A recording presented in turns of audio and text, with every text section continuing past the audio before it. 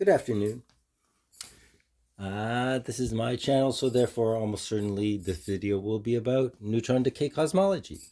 Unless it's, a nature video or something like that, totally off base. So, let's just look at another simple way of considering it. I'm going to make this about, let's call that 300 liters of space. I think that's about how much it takes of lambda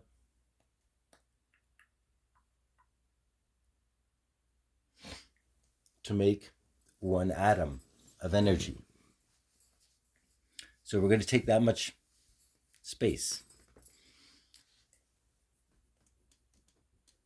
So this is one atom. And down in there is going to be the proton. So this is the electron cloud, because that's about how big you get to be in a void if you're a piece of hydrogen. That's how much room there is for you. And therefore, according to the gas law, that's how much room you'd take up. It seems like gases will expand to suit. Now, in the end, gravity is going to slowly squish you down. That's some hydrogen. And squish you down. And squish you down. Until you're so tiny we can't even see you. And squish you down. And squish you down. And squish you down. And squish you down. And squish you down. Until not only are you not, first you're going to be like some hydrogen. But I mean, how much hydrogen is there in this much air? What, like 10 to the 20th? So you get pretty small. It's a big gap in this universe between the void. But I mean, I bet you have to be at least that big. You can't be bigger than that to get into a cosmic web area. Probably. That's what the density is. But anyways, it goes smaller and smaller and smaller and smaller and smaller and smaller and smaller and smaller. More and more pressure, more and more pressure. Oh, you don't even get to be a hydrogen atom anymore. Now you're going to be, instead of being a hydrogen atom, you're going to get pushed into your proton as part of an atom. And then you'll get pushed some more because it gets even more dense. And then all of a sudden you find yourself, you're a neutron again. I mean, a neutron. And so that happens as you go down the gravity well. This was a deep void.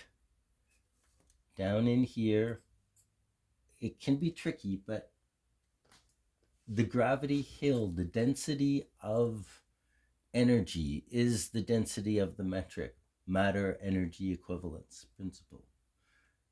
So this is all like going towards an event horizon. An event horizon is the point where you can't get any more dense, not even if you wanted to, than that point. We can argue about that, but this is my argument, that space-time itself folds to that point. You can't become more dense than that because it's the nature of space-time. It's like you're trying to go forward, but because space-time curves, as you go forward, you go less and less forward, and that's what creates the dilation view, is that you actually traveled this far, but the person over here, to them, it only looks like you traveled that far.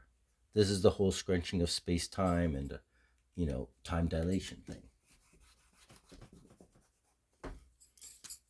You get scrunched up. Eventually, you're at an event horizon. What happens then? Well, seems to me the only logical thing is what we're going to do is we're going to tip this sideways now. Because this was the contracting in, right? This is periphery of energy, the lowest energy, and this is the highest energy, sort of like inverting scales, right? So what we're going to do is we're going to tip this.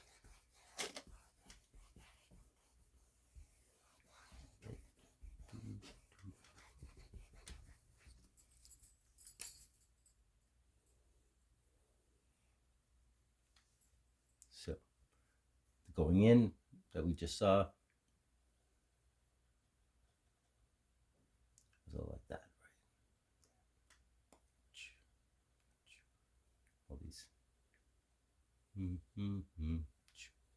All these lines. To here. We're event horizon. What happens then? Well, what does a neutron? We'll use a paper by Carlo Rovelli, which gives us a tunnel, a possibility of a quantum tunnel. We need the quantum tunnel to only be the thickness of a neutron. Then the neutron goes from here to here, which is from maximal energy to minimal energy, the void. And then it expands. Because it's a neutron, when it expands to that state that we just looked at, where you were largest volume, minimal energy. This is exactly what a neutron would do in those conditions. And so we have neutron decay, turns into a proton, and the electron, which is all of this area. Neutron decay cosmology, or quantum cyclic cosmology. Call it what you will. The quantum is way more hip, of course. It's that simple, right? Gravity pulls us in. When you hit there, quantum tunnel shunts you out, maxima to minima. You take a loop, you take a number line, 1, 0, 10. You make a loop. Now, when you get to 10, you're suddenly at 0 again. This is what being in a closed compact space is all about. Then CP violation we treat in another video. Anyways, this is long enough. Peace.